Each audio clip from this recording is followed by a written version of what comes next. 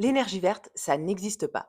Voilà ce que m'a dit quelqu'un à un dîner hier, et cette personne a même ajouté que de toute façon, tout était mélangé dans le même réseau électrique, donc que ça n'avait aucune importance. Tu me connais, j'ai eu envie de comprendre. Aujourd'hui, je t'emmène visiter une centrale hydroélectrique au cœur des Alpes. Allez, viens, c'est parti, on va pouvoir poser nos questions aux experts.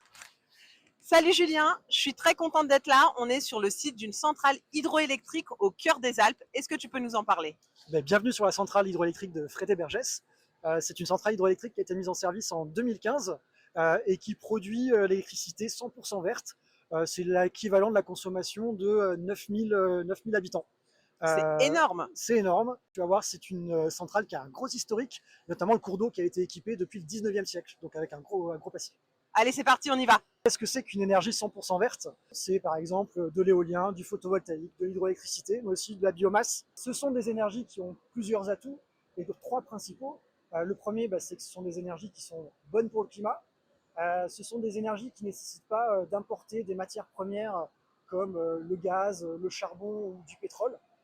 Et puis ce sont des énergies en fait qui sont produites à faible coût, qui nécessitent peu d'investissement au regard de la production qui est générée. Il est clair que même les énergies renouvelables, en phase de construction notamment, elles peuvent avoir un impact. Après, c'est tout le travail des entreprises comme GEG de s'assurer que les ouvrages qui sont construits soient le plus intégrés possible et à faible impact en phase de construction.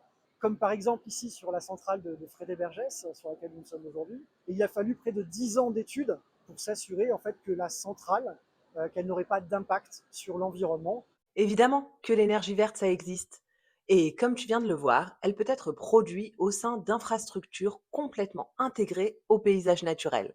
Si tu veux en savoir plus, je t'invite à lire la barre de description. Et maintenant, tu sauras quoi répondre lorsqu'on te dira que